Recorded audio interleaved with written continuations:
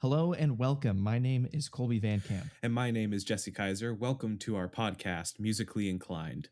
Musically Inclined is a program all about exploring music and the vast and interesting topics that surround it.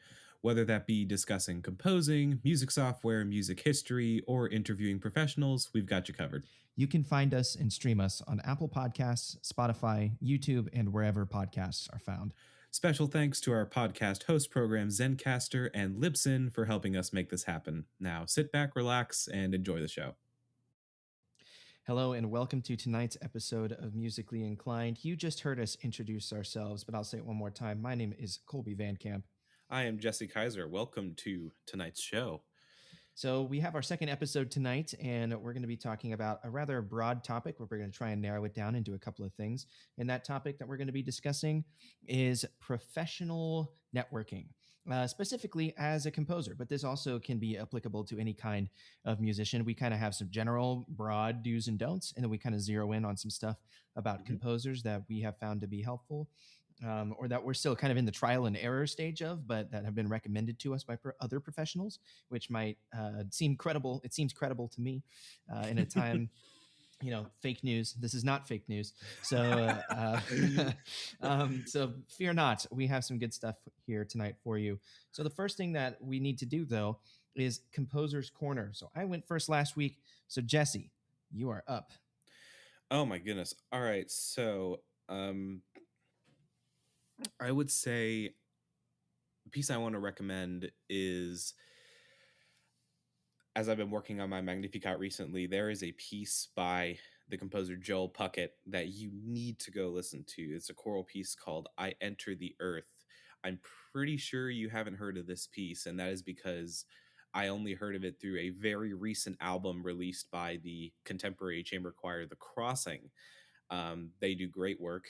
They were up for a Grammy this year. Yes. They won a Grammy a couple of years ago for Gavin Bryar's The Fifth Century. Yes, so. they do great work, and they recently, again, they came out with an album, and on this album was this piece, I Enter the Earth by Joel Puckett.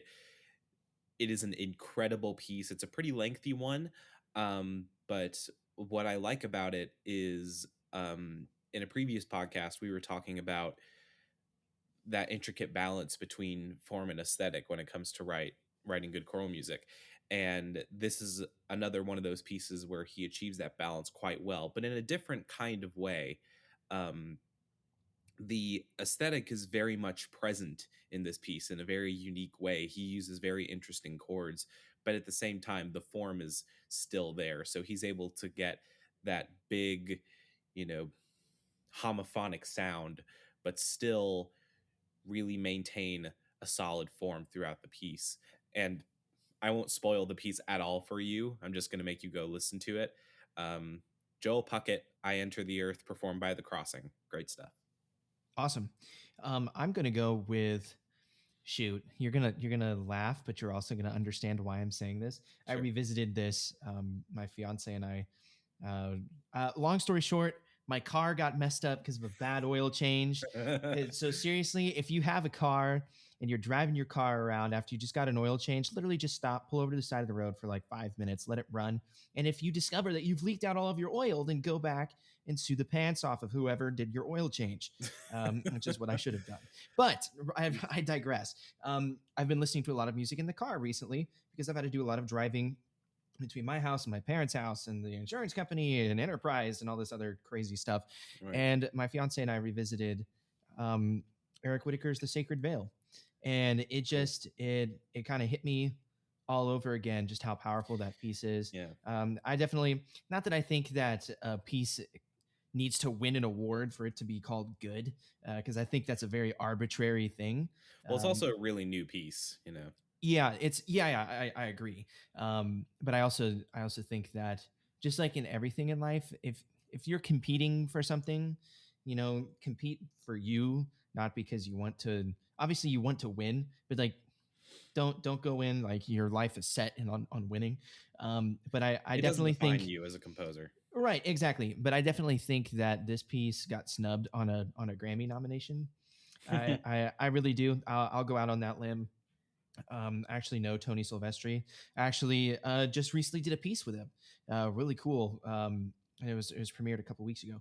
But I definitely think that The Sacred Veil should have gone up for some sort of Recording Academy Award because it's a masterpiece. I think it's really cool. Yeah, I think it's quintessential Whitaker that has a lot of great stuff. It's on Spotify. Go listen on Spotify. It's just incredible. And the story, oh my gosh, gut wrenching, yeah, but it really speaks to me. yeah. I will say about the Sacred Veil, since obviously as we've established on this show, we are both huge Whitaker fans. But what's interesting about the Sacred Veil, it's quintessential Whitaker, but in a different kind of way because he's taken on a different form in recent years, which I Yeah. found really interesting. Like, one of the distinguishing features of this new style is his use of like portamenti, glissandi, all that good kind of stuff, in a really emotional kind of way. And I mean, I guess it kind of makes sense, because he has gone through some life changes in Hmm. recent years. But I do find it interesting how we've kind of witnessed this shift in his style. And I think that the Sacred Veil is really just a huge exploration of that new style in an interesting kind of way, along with the emotional baggage that the piece carries. Right. But honestly, at first when I heard the piece, I wasn't too sure about it. It I didn't know what kind of direction it was rubbing me, but I really had an opportunity to just sit down and uh, listen to the piece while reading the music at the same Hmm. time, which is really important for me. You know, my mother, who's also a professional musician, gets on me all the time. She's just like, "Why do you need to look at the score at the same time? Why can't you just listen?" And it's just, I honestly don't really know what it is. It's just something about me as a composer, just the fact that seeing the music in front of me, reading while listening, is a huge part of the experience. And when I was able to sit down and listen to the entire piece from beginning to end while reading it, I started to like it a lot more. And I think that I'll be setting aside time to listen to it again because it's just a lot. It's a lot Hmm. to uncover. It's a lot to dissect. And but I've been growing more accustomed to the piece, for lack of a better term. But yeah, it's definitely quite something. And you should definitely check it out for yourself. Yeah. I think Whitaker definitely rebranded himself with this particular. I think he kind of ushered in a new style that he's been kind of experimenting around with. And I don't know about you. I kind of don't like the glissandi and the portamenti all over the place. Um, that be for perhaps our listeners who aren't musicians, that would be just kind of sliding in between pitches. So let's Hmm. say you want to go from here to here, you go ah, and you slide up to it. It's as simple Right. as that. Yeah. um, but it's a controlled kind of chaos kind of thing. Hmm. And as someone who actively enjoys controlled chaos, I think that I've felt like I should love it, but at the same time I just don't. So I think I probably need to spend more time doing that. um, I think it needs to be used tastefully. Yeah. Just like with any technique, any extended technique, I think it needs to be used tastefully. Yeah. But I definitely agree with the whole idea of sitting down and reading the music. There's definitely is more of like a spiritual quality for me to be able to sit down and to be able to listen to the piece and read the music along with it because I get to read the words. I'm not so much as Yeah. concerned about the music. I'm more concerned about reading the words in relation to the music, which is why Yeah. I love choral music. Hmm. And we can that's an entirely different subject for another time. But Right. I just shout out to Boozy and Hawks for allowing the score to be viewable through their online service. So you can actually sit down and read through the entire score. It's not just like here's a snippet of one movement. It's the whole thing. You can read through the whole thing with it, Yeah, I hate it. I hate which I it when think is cool. companies. I hate it when companies teach you like that, and I understand why they do it. But at the same time, when companies do go through and allow you to view the score, I um I really do appreciate that. And I mean, I think a good way to do it is just like that. I think a good model is to just have the entire score, but maybe just omit certain systems or pages to prevent copyright infringement, which is why a lot of companies don't do it. Yeah. But it's a tremendous resource for people like me, especially who really like to be able to look at the music, and it's something I encourage you to do if you're a composer as well, because I really do think it's a composer thing, just Hmm. being able to look at the music and how it was written, because it's our canvas essentially. So seeing how another composer worked with it, I think is really useful for us. Um, but yeah, no, definitely a shout out to Boozy and Hawks, because I really do appreciate that service that they have for not all pieces, but a good amount of pieces. And it's been a really good experience to have been able to view a lot of these scores. Yeah. Well, and to me, it also beats. I love having a physical score. I haven't transitioned to the iPad yet. I can't yet get behind the whole digital score thing. I know it's a great resource, and I get that you can have like an entire library with you at all times, which I think is really cool. At the same time, I need the kinesthesia of being able to hold and feel a score and to actually write in the score with a pencil and turn the pages. That's really important to me as a performer, but Mhm, also as a composer. I think it feels more real when you can mhm. print out something and say, "I've printed my piece. Here it is." But shout out again to Boozy and Hawks, because then if you had to buy it, then you'd have to wait, 3 weeks and spend like $50 for just the score, and then add a bunch of money on top of there for shipping because it comes from England, because Boozy and Hawks is located in England. Yeah. So yeah, that's a good resource. Definitely check it out. Listen to the Sacred Veil, and what, remind me the name of your piece again, Jesse. I Enter the Earth by Joel Puckett. And that's with the Crossing. The Crossing, And yes. yeah, and then And you listen to can the find Eric Whitacre Singers are the only one that have recorded it, so it's the only one you'll find. But listen to them anyway. Yeah, and you can also view the score for I Enter the Earth. Joel Puckett put a perusal score on his website, so Oh, go nice. look that up. And I totally just said the Eric Whitacre Singers, and I meant the LA Master Chorale. I'm sorry. I said the Eric Whitacre Singers because he usually works exclusively with his Yeah, own ensemble, but it's the LA Master Chorale. yeah. So there we go. All right. Cool. So we have exited the Composer's Corner. So there we go for tonight's episode.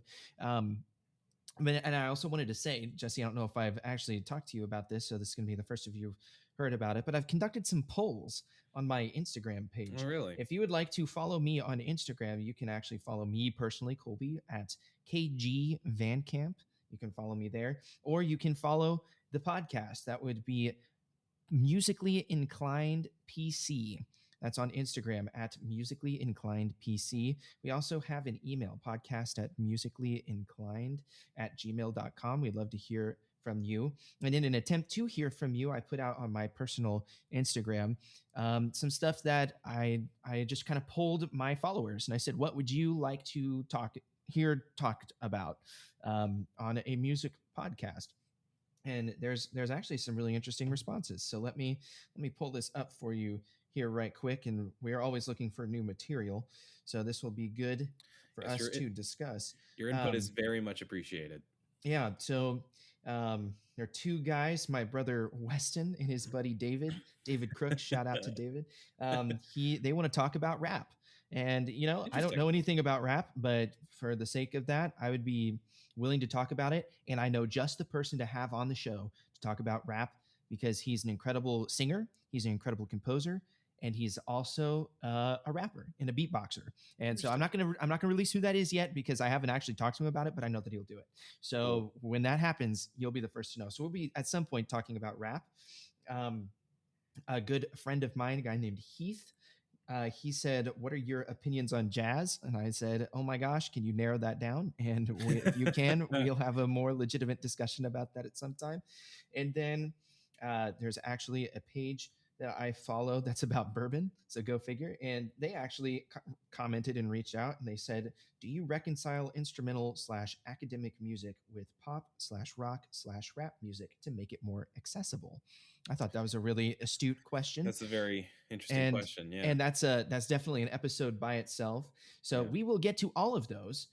But in the meantime, I just wanted to give those guys a shout out. That was at Black Barn Bourbon in Kansas City. So thank you for your reaching out to us. So, okay, we've done all of our social media plugging for now. We'll do it again at the end. But now let's get into the topic for tonight. So, Jesse, break us down real fast on what the topic for tonight is.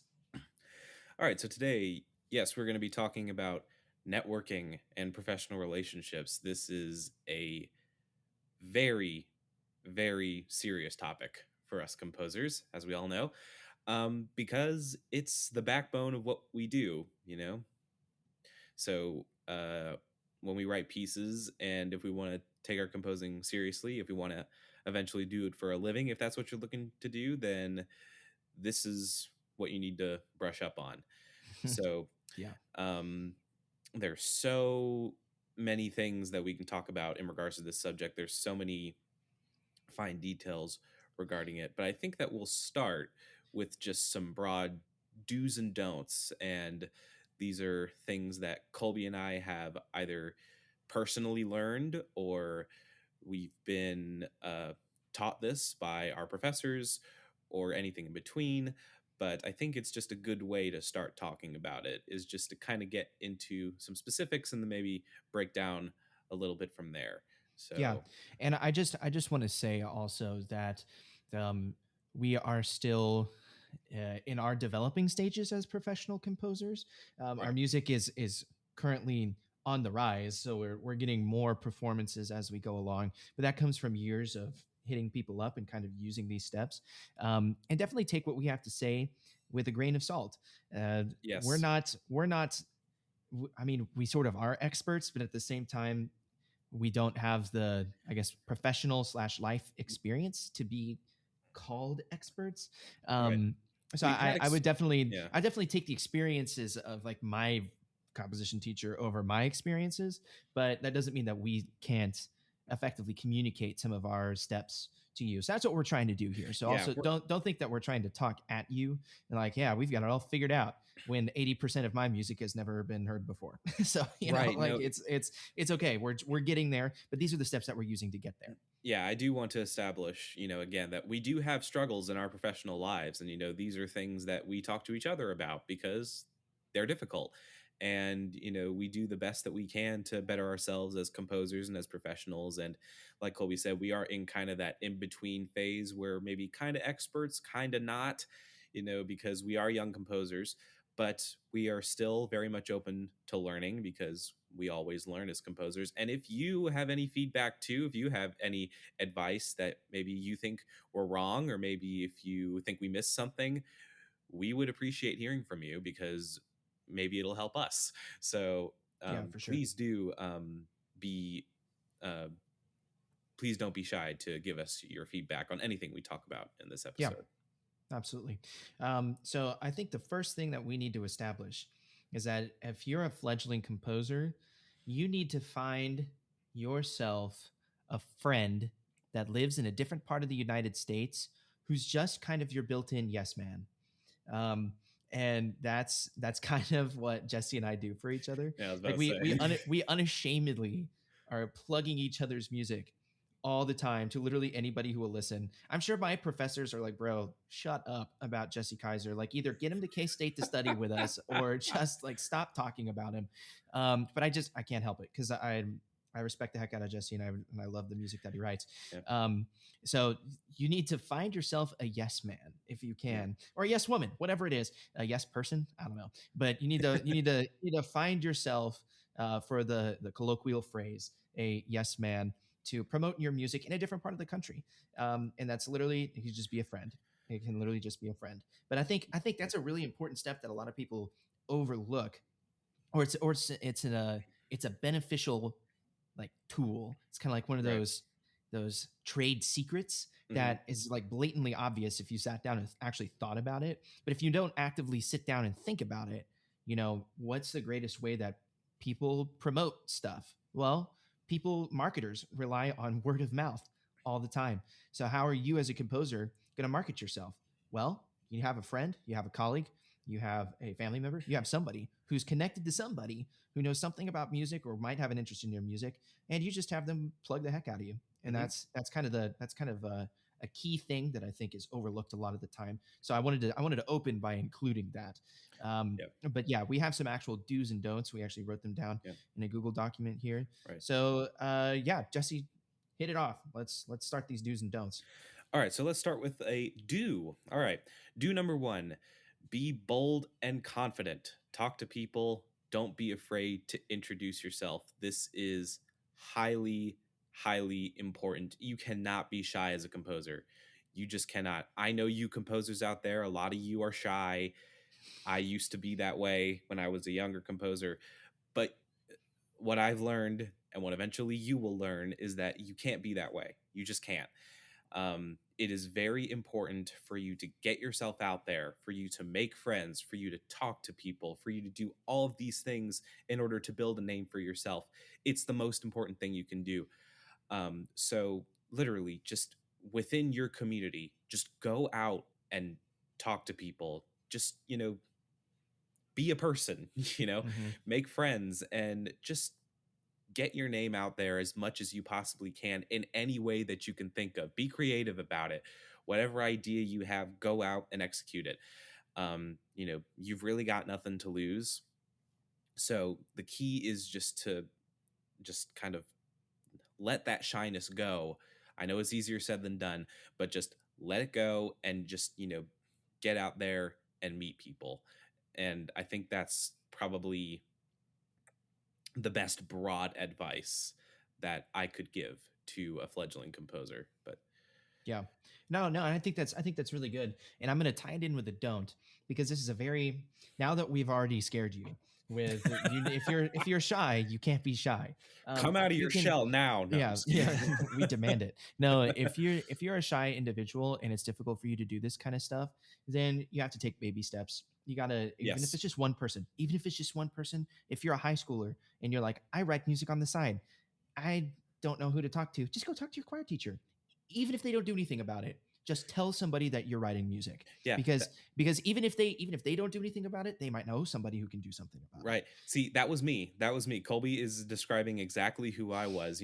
Originally when I was in high school, um, I really didn't think of myself as a composer in the slightest. I thought that it was just something that, maybe I could try out. And, maybe it'd be cool to write a piece, like a single piece. Hmm. Um, but once I actually reached out for the first time, uh, that was part of what really got me into composing. So you may be grasping on to an opportunity for yourself, um, which could be a really big driving force in your life. So I would encourage any composer at any level to do this, even if it is something you do on the side, that could grow into something more. And I think that's definitely worth trying out. Yeah. And so to go along with that, so I'm gonna tie it into this don't, is that you need to be confident in yourself, because if it's okay, it's something that's very difficult for me as a vocalist. And I've been really working on this with my voice teacher as of late. But something that's really difficult for me as a vocalist is acting. And it's emoting the piece that you're singing. And to some extent, it's not too hard, but at the same time, you also have to go above and beyond what you think you need to do, or it's not going to be clear what you're trying to communicate to the audience. And suspending my disbelief, because I know that it's fake, is something that's Hmm. very difficult for me to do. Right. Um, and so if you know that it's fake, then they're going to know that it's fake. So the same thing is true for your music. If you are not confident in what you write, then they're definitely not going to be confident in what you write. So even if deep down you think my music is trash, but I want somebody to perform it somewhere, I just need to hear it in some capacity, then you got to come out guns a-blazing and saying, hey, I write music. I think it's pretty good. I'd like you to listen to it. And I'd like for you to even perform it. But you just have to go through that kind of stuff, and it'll feel weird. It'll feel awkward.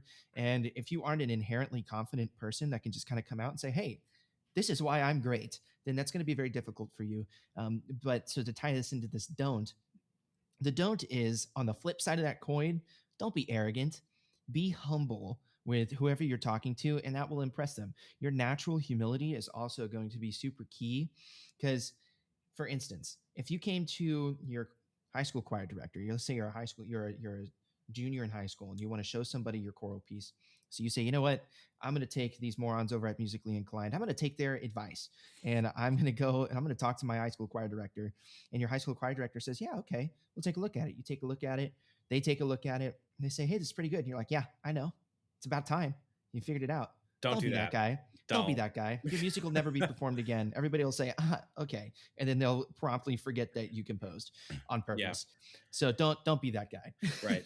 There's a very fine line, as we all know, between being confident and being cocky.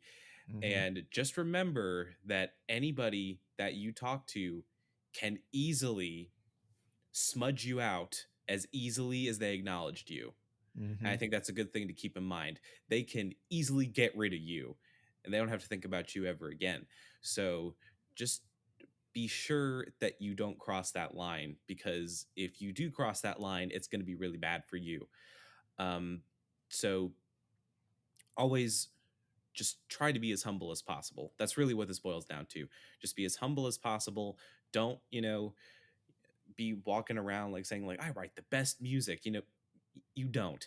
So just always just, always just kind of have that mindset going into it, and we could try to break it down further, but you know what that means. Just be humble.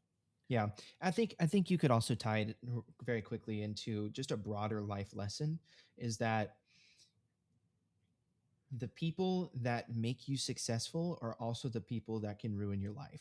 And so um, you don't. I've talked a lot. I want to get a tenure track position. That's kind of where I want to go. I want to be a tenure track choir professor at a college somewhere. And my mentors so far have told me that getting tenure is less about being a genius musician. It's more about walking past somebody in the hall and having a cordial conversation with them, even if you hate them, Right. especially if you hate them. Yeah. And if you have a frustrating email that you want to send, you just want to roast the heck out of somebody, don't send it. Don't do it. Don't do it.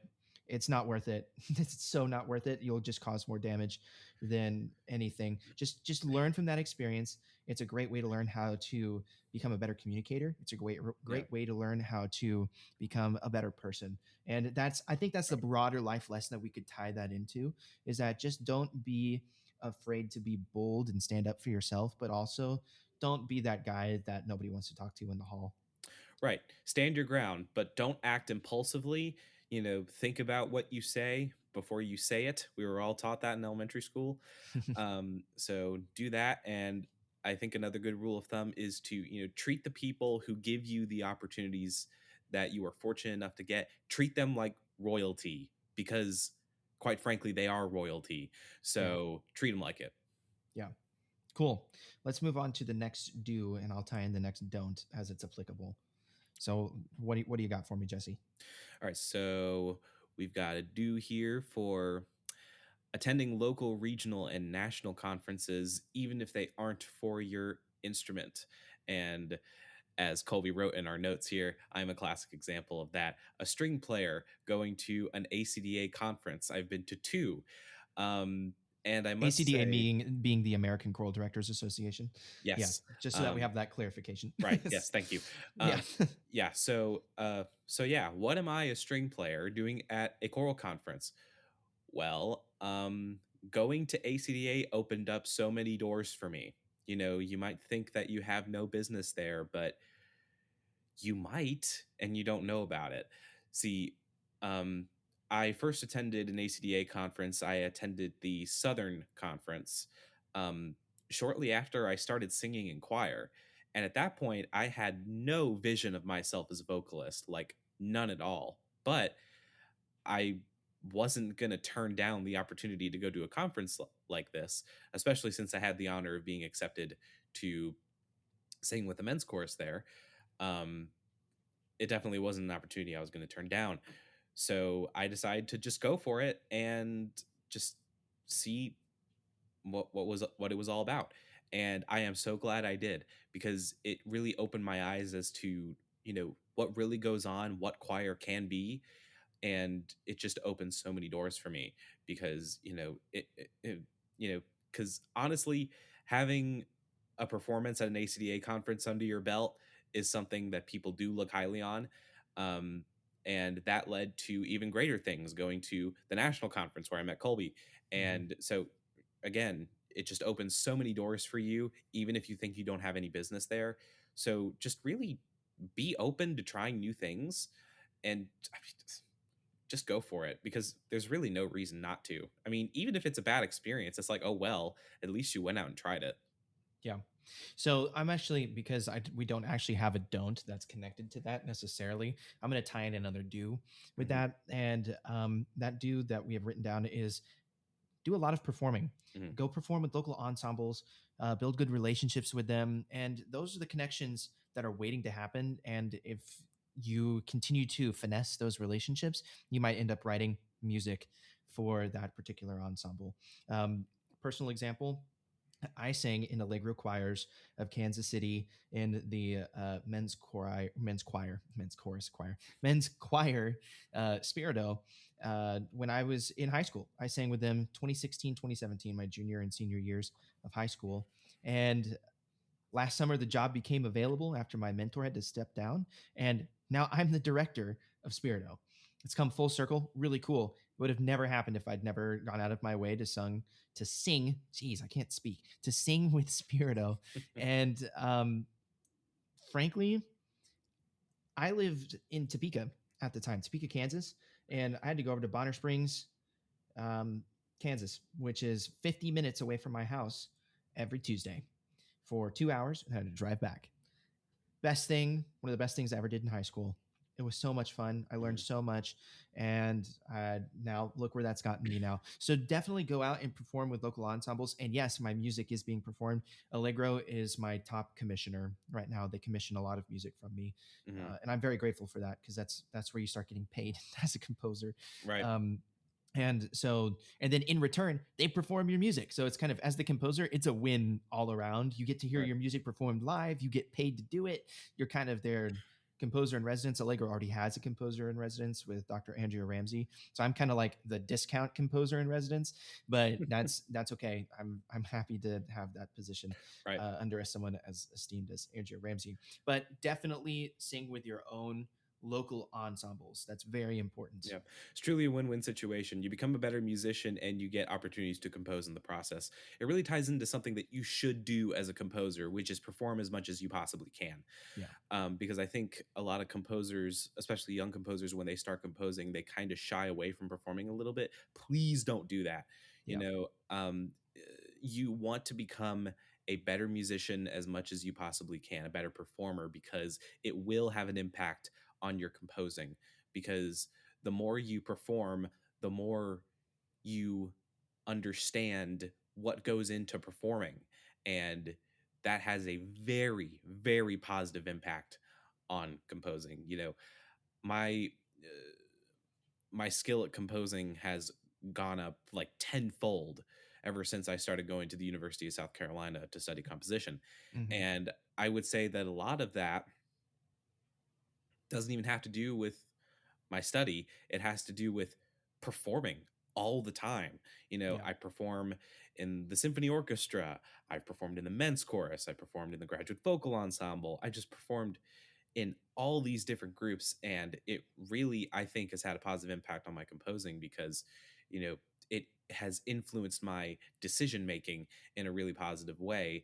It gives me more insight as to what performers can and can't do, what performers want to see versus what they don't want to see. And, you know, it just really makes you a lot more marketable, as well as making you a better composer.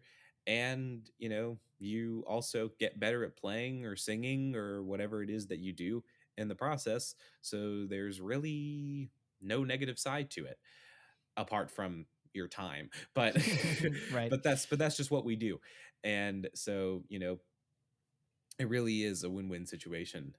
So really just get yourself out there and don't stop performing. Yeah. There's a really common myth that if when you realize that, oh, I'm a composer, that you say, well, okay, my performing days are done. I'm resigned to sit in the audience forever and ever and listen to my music be performed. Well, guess what? If you spend all of your time in the audience, nobody's going to be singing your music.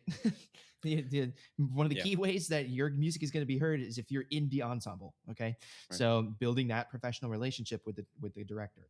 So definitely, if you're a composer and you're kind of like, oh, well, I need to focus all my time on composing, and I don't have time for performing ensembles. You're lying to yourself. You're Don't do lying. that. Don't do it. Yep, you're fooling yourself. definitely devote the time. Obviously, you need time built into your schedule to compose, because that's, if you don't write anything, then you can't call yourself a composer. But if you do want to be a professional composer, you have to have the experience of singing in an ensemble or playing with an ensemble. You know, I keep saying singing because I'm a singer. I'm inherently a singer. That's what I do. Mhm. So I keep saying singing, but playing, do whatever it is that you do. Jesse has learned a whole lot about being an orchestral composer because he's been playing with orchestras since, I don't know, insert the age you started playing. 10 years old. 10 years old. I like to think I'm a pretty decent choral composer and that I know something about choral music because I've been singing in choirs since the third grade. Uh, whatever year that was, I was like 8, some 7. I don't know. I don't remember. But Yeah. that's when I started singing with choirs, Right. and I've never stopped since. Never Right. stopped. So that's super key for Yeah. being a quality composer. Yeah. And here's the thing. So obviously, I've been talking about some choral pieces I've been working on since, I sing in choirs. Here's the thing. I've probably had a total of 3 composition lessons in my entire life devoted for writing for choir. You know how I learned to write for choir? By singing in choirs. Before I sang in choirs, I sucked at writing for choir, like so bad. It was terrible. I remember some of the music I wrote back then, and it was just like the part writing was terrible. I have a deeper voice, so I sent the basses way down too low. and and it was just a travesty, my choral writing was. But as I kept singing throughout the years, I got better and better and better, and now I think I'm okay. So Yep. it's that's an example of my prime teacher was performing, not any lesson. It was just singing. Yeah. So get to out there. take to take like a common like medical phrase, you are what you eat. You very much you compose what you listen to, and you Yeah. compose what you ingest as a musician. So Right. if you listen to a lot of jazz music and you want to turn around and write like Mozart, it's not going to happen. Nope. It's just, or you literally are Mozart. You're a genius and you can just do that. And most people can't do that. So Yeah. if you like French fries and you like McDonald's and you eat McDonald's 4 times a day, well, you're probably going to be overweight. If you listen to exclusively Eric Whitacre, well, then you're going to write golden brick cluster chords everywhere, and that's a very obscure reference. If you know what it is, For hats off to those of you. you who are Eric Whitaker Um, fans, you probably think that was as funny as I just did. oh man, I'm getting the jokes in. I feel the flow tonight. I'm getting my jokes in. I feel educated. Golden brick cluster. The golden brick cluster chords. But the point is well taken in that Yeah. you are what you compose, what you ingest as a musician. So Yes. if be a part of whatever you want to compose for. Okay, so we got a couple more things on the list here.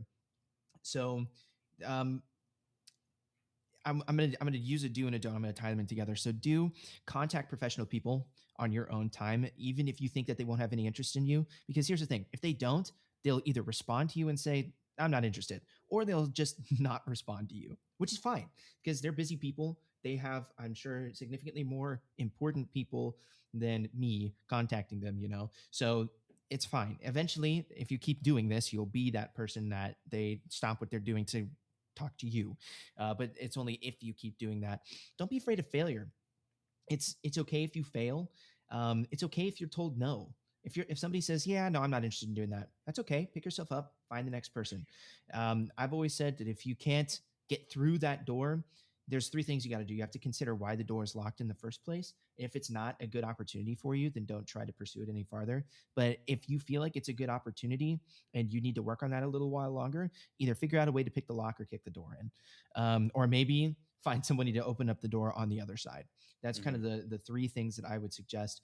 But at the same time, if you're going to do this kind of stuff and contact professional people, if they're a professional person, if they're a choir director in wherever you live. So I live in Manhattan, Kansas. If there's a choir director in Manhattan, Kansas that I want to get a hold of, then I'm going to email him. I'm going to say, hey, it's COVID. People don't want to meet in person. That's totally fine. I'd love to video chat with you. If you do want to meet in person, there's Radina's down in Aggieville. I'd love to go over to Radina's and buy you coffee and just sit down and talk to you and discuss what is important to you about the music that you program for your ensemble and how I could fit some of my music into the programs that you like to do.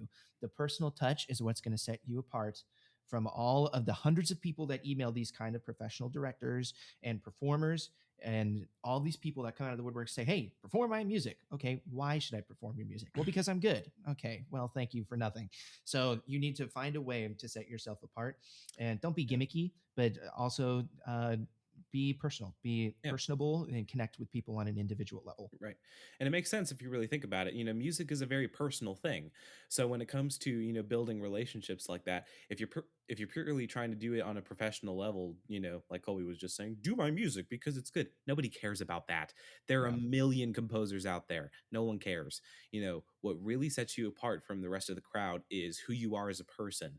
Hmm. So, you know, part of being a composer is being a good person and being really personable and just being kind.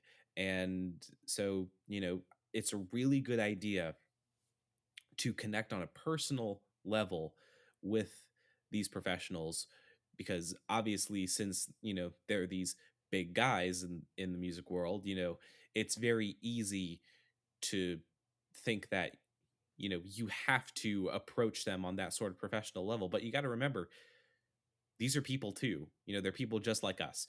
So, in the same way that you would, sit down, have a coffee, and, be nice to your best friend, you would do that, with them Yeah. because their their personal lives are just as important as any others. But I do want to go ahead and say that all of this that we're talking about, contacting professionals, ties into a very important don't that we have here, and that is to do not be a professional gold digger, as we call it. Talk to fellow Yeah. musicians at your level and collaborate with them. Don't just look for the biggest people. Your chances aren't as high there. Even if your colleagues aren't big now, they could be in the future. Now, I know this Yeah. might seem kind of counterintuitive to what we just said, to not be shy to contact professionals. You shouldn't be shy. However, they should not be your prime target. You need to be aware of your surroundings. I think that's the big takeaway here. You really need to be aware of your community and being aware of your surroundings. Just because the musicians who are at your level right now, you know, aren't big or anything does not mean that they are any less important because even though they aren't these big figures, they are still the best opportunities that you will have to write music. Most of the opportunities that I've had to write pieces have come from, people who I go to school with. Yeah. And, because people are much more willing to collaborate than you think they are. You know, I think people tend to have this view of the world that people are really closed down, and some people are, but a lot of people aren't. A lot of people are, willing to do this kind of stuff, but they're not the type of people that'll go out and initiate this type of thing. And this is a big thing that has to do with like psychology and personality types and stuff like that.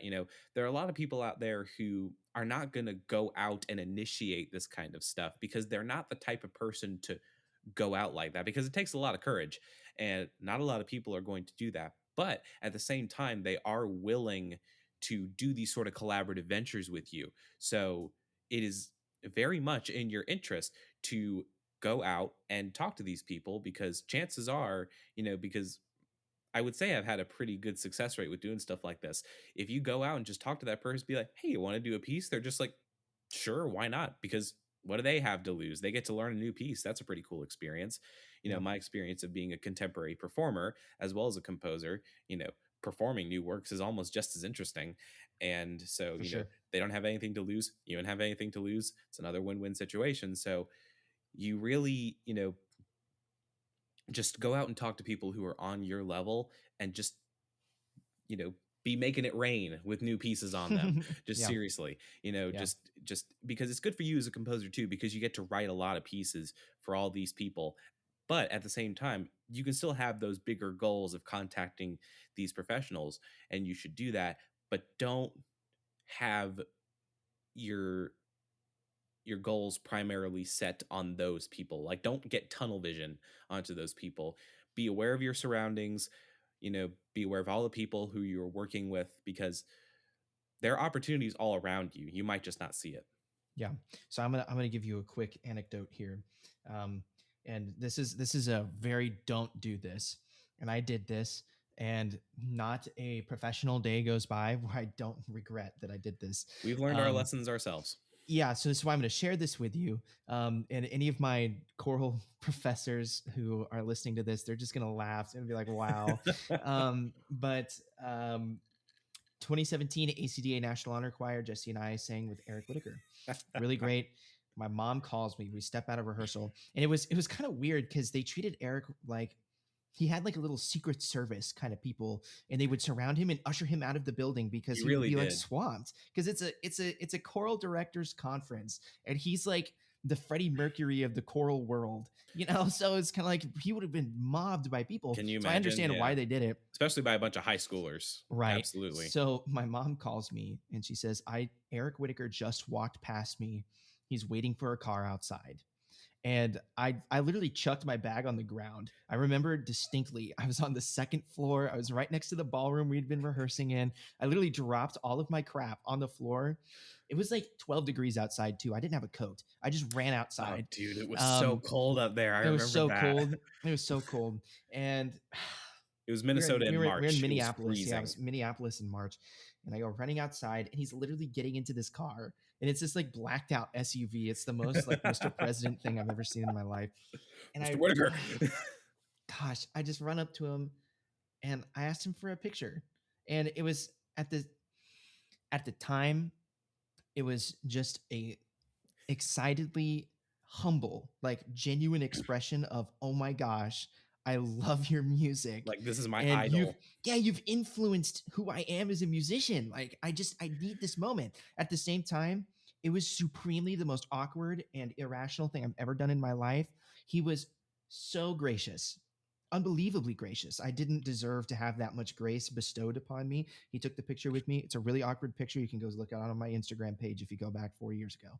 But it's if I ever see him in a professional setting, or if he ever hears this podcast, please know I'm so sorry. Like, I feel so stupid about that. And that was in 2000. It's 2021. That was in 2017. I was 18 years old. I'm 22 now, and I will take it to my grave how embarrassed I feel about that situation. Even though it was an honest expression of the heart, and it was totally genuine, like, and he was gracious enough because I think he understood that it was genuine. But please don't do that. Don't don't be that person. Learn from my mistakes and don't do that. Because Eric that's Whitaker, if you're listening, we love you. yeah. But at the same time, please come on our podcast. No, but anyway, so so oh man, I digress. Oh man. So I have just a quote from my voice teacher, Dr. Pinkle, and he told me this when I was a freshman, and he said that the minute that you, as an individual, get to say no, is the minute that you've arrived, and that still doesn't quite yet. I don't quite fully understand that yet. I understand, like, in principle, what he's saying. I have not yet arrived because I'm still in a place where I say yes to everything. If you're a composer, I mean, obviously, don't put such a stress on yourself that it's killing you, but you know, don't say no. If somebody says, "Hey, I want you to write me a piece," do it. If a choir director says, "Hey, I want you to come and sing in my ensemble," do it. If a orchestral director says, "Hey, I want you to write a piece for string orchestra in winds," do it. Like, whatever it is, even if you don't know anything about it, do it, because you're going to learn something about it to begin with. So say yes to everything until the opportunity comes that you can say, you know what? No, thank you, but no. And then once you can do that, you'll have known that you will have arrived as a professional musician or as a professional composer, whatever that looks like for you. I thought that was some pretty sage advice that I have still not yet realized, but we're getting there. Jesse and Yeah. I, we're getting there. Mm-hmm. So, okay, we have a couple of things that I'm just going to blow through these real fast. So, how to professionally cold call and collaborate as a composer. So, we talked about how important it is to join an ensemble and then finesse the relationships. And I don't say finesse in like, ooh, I'm going to finesse that relationship. I'm gonna try and manipulate this person into Right. doing my music. Like, Not in a seriously, fishy type of yeah, way. it's not. Yeah, it's not in a weird type of way. Like, genuinely and honestly, work that relationship, not because it's going to benefit you something, but because it's the right thing to do. So Exactly. do that. do that. As my composition teacher at the end of every lesson, I tell him, this is what I've been working on, and I show him everything. And at the end, he says, "Great, go do some of that." That's what he says every time. So go do some of that.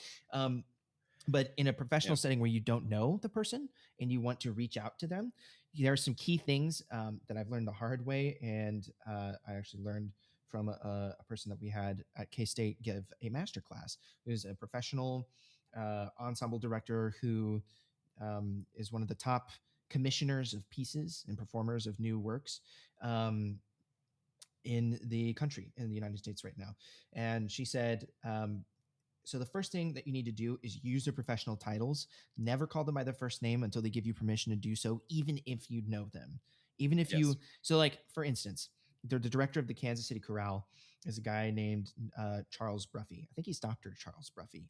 Um, I've met the guy like twice, three times. Sure. I would never in my wildest dreams come up to Charles Bruffy of all people and be like, "Hey Charles, how's it going?"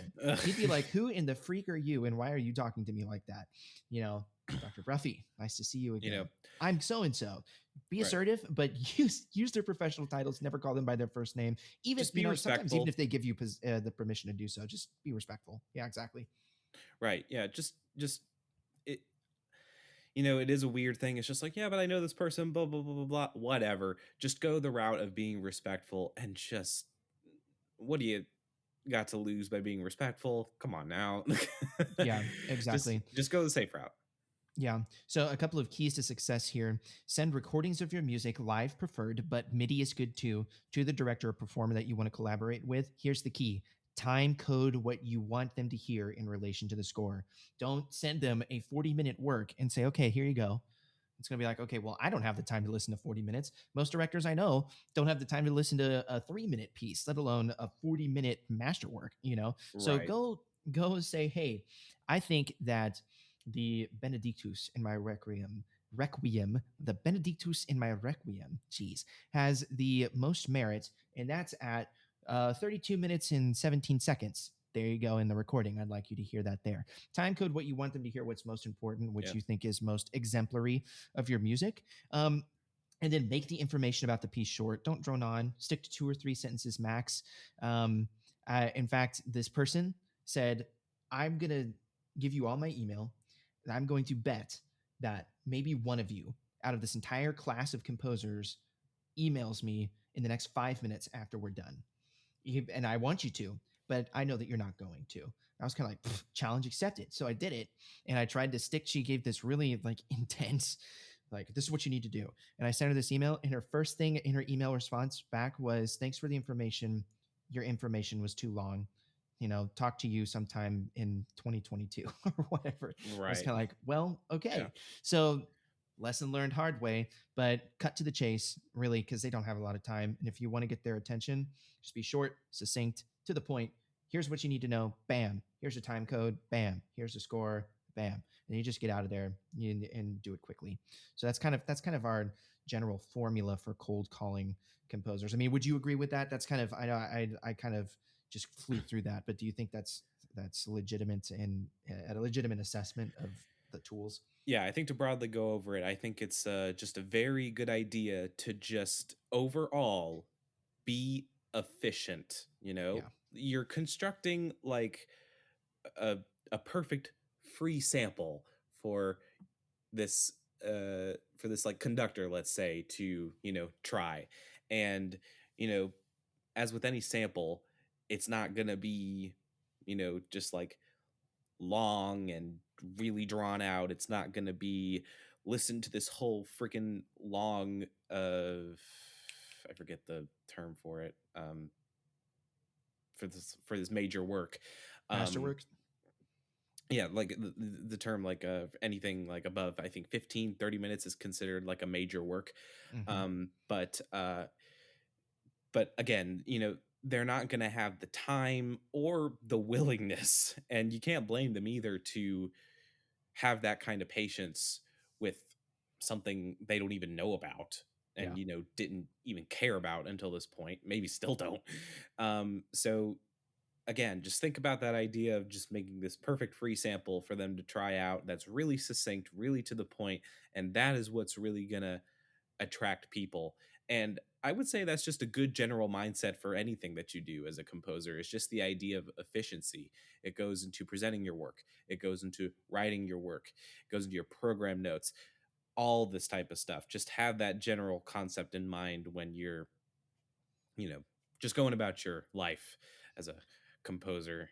Save that multi-paragraph biography for your website. Yes. That's yeah. Save it for that. Yeah. Cool. So speaking of being efficient, I think we've been mostly efficient with our time tonight. In fact, I don't think we got through 100% of all of our notes, but I just want to say real fast that the one of the most influential people from my compositional life leading up to now was Dr. Jacob Narvarud. And okay, so this is what an exception to that rule, because I knew Jake when he was Jake. And he's never once asked me to call him Dr. Narvarud.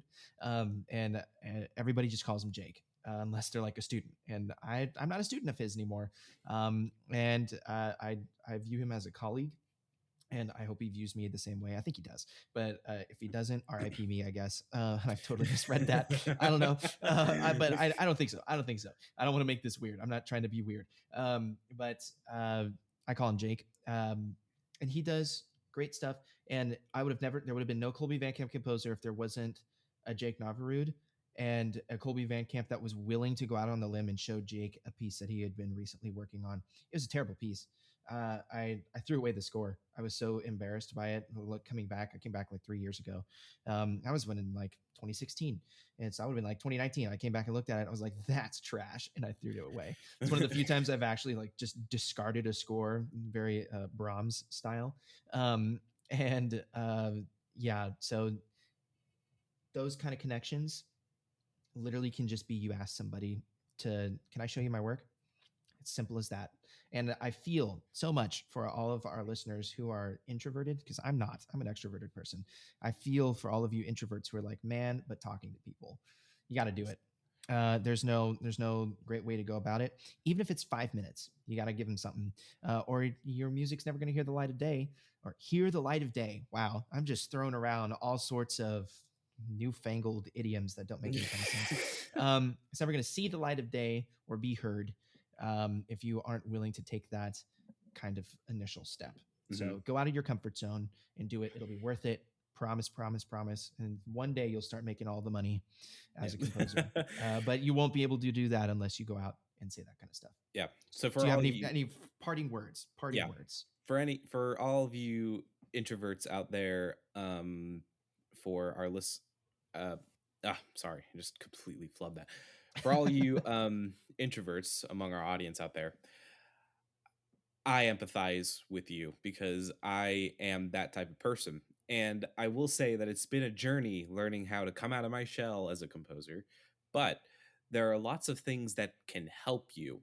And a big thing that can help to come full circle is, to have a wingman, especially one who is as extroverted as Kolby is, who can kind of help you in that process. Kind of on a personal note about our relationship.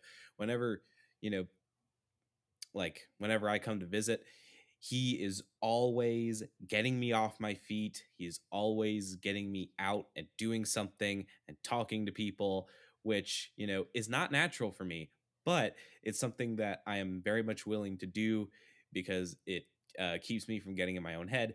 And, it helps me come out of my shell a little bit more so I can go not only about my personal life better, but also my professional life too, because, it's all a part of who we are as a person. So, you know, it can help to get yourself a friend who can help you with that. And just like Colby said at the beginning, just baby steps, just doing like just taking these tiny steps at a time to just getting more and more out there. And eventually, and you need to really be patient with it, but eventually you'll get to that place where you'll really be comfortable with reaching out to people. But, do be patient with the process of doing that because it's not going to happen overnight. Didn't happen with me overnight, took years. So just commit yourself to it and you'll do great. dedicate your life to the cause. Yes. Yeah, there we go. I don't know if that's patriotic or Orwellian, It's but part of it's part of being a composer, you know. It's something that, you know, my composition teachers have talked about. This is the life we've chosen, yeah, so we need to dedicate our efforts to it. gotta own it. Yep. And Yep. my last words will be what my current professor, Dr. David Kirkland Garner, says at the end of every lesson: happy composing. So Nice. Nice. We can include that happy composing. all So, right. real fast, if you want to hit us up, please, we want to hear from you. Email us podcast.musicallyinclined@gmail.com. Podcast.musicallyinclined@gmail.com. If you want to talk to us on Instagram or social media, we're still working on our Facebook page. And you can find us on Instagram at musically inclined PC. Once again, that's at musically inclined PC on Instagram. And if you want to listen to us on other platforms, we are on Spotify, Apple Podcast, and any other location that is streaming podcasts. We just got onto Google Podcast as well. So that's a new development in our far reaching, far broad spanning outreach to people who we want to get a hold of. So, yeah, It's growing. We are growing like a weed. I'm from Kansas. I'm going to prefer like I'd like to grow like alfalfa. So let's Oh grow like God. alfalfa. All right, I'm kidding. Corn grows way faster. We got a So Southern versus Midwesterner out here, so be it's fine. careful. It's fine. Tobacco, I don't know, corn, whatever. Grow like the plant that is infesting your yard, whatever that looks like for you. Just do that. So happy composing. And without further ado, my name is Colby Van Camp. I'm Jesse Kaiser. Thanks so much for tuning in. You are listening to Musically Inclined.